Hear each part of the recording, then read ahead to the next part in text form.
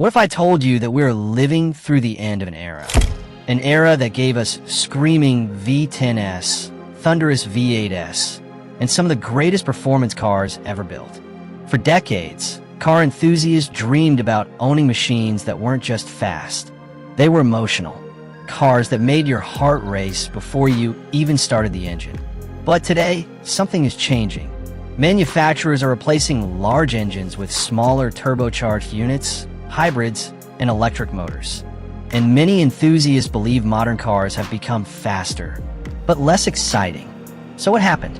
Why are legendary engines disappearing? And are we witnessing the end of car culture as we know it? Let's find out.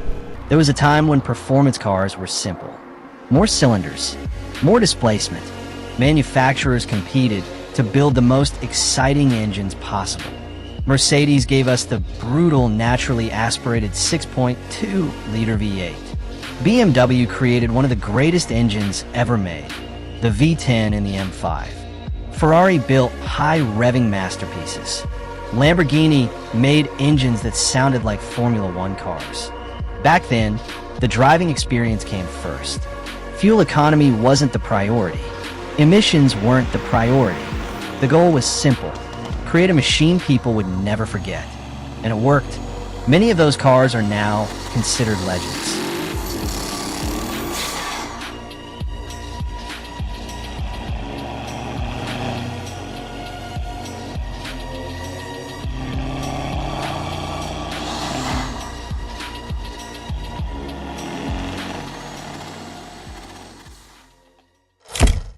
So if enthusiasts loved these engines, why did manufacturers stop building them? The answer is complicated. Governments around the world introduced stricter emissions regulations. Fuel economy requirements became tougher. Cities started pushing for cleaner transportation. At the same time, electric vehicle technology improved dramatically.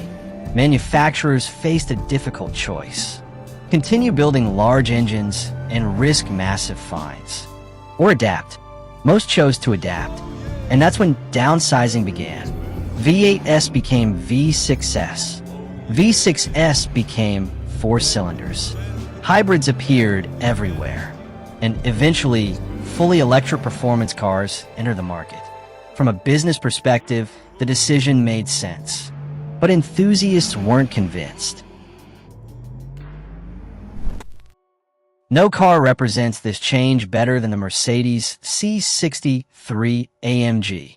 For years, the C63 was known for one thing: its V8. It wasn't the most sophisticated car.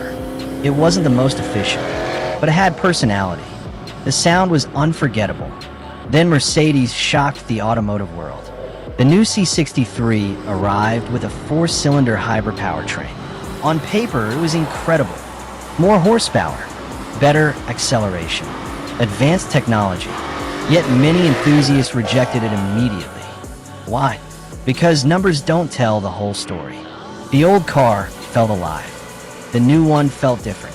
And for many fans, different wasn't better. This debate spread across the entire automotive industry. Can technology replace emotion? Or is something irreplaceable being lost? Electric cars changed everything. For the first time in automotive history, family sedans could accelerate like supercars. Instant torque, incredible efficiency, minimal maintenance. From a performance standpoint, EVs are amazing. But there is a trade-off. No engine sound, no gearshifts, no mechanical drama. Some drivers love the new experience. Others miss the emotional connection. This is one of the biggest debates in modern car culture. Performance versus emotion. Technology versus tradition. The future versus the past. And there is no simple answer. Maybe performance cars aren't dying. Maybe they're evolving. Every generation believes its golden era was the best. And perhaps future enthusiasts will feel the same way about electric cars. But one thing is certain. The age of naturally aspirated V8s and V10s is coming to an end. And that makes today's legendary cars more valuable than ever. The question isn't whether the future is electric. The question is, Will future cars make us feel the same emotions that made us fall in love with cars in the first place? What do you think? Has the automotive industry lost its soul? Or is this simply the next chapter in automotive history? Let me know in the comments.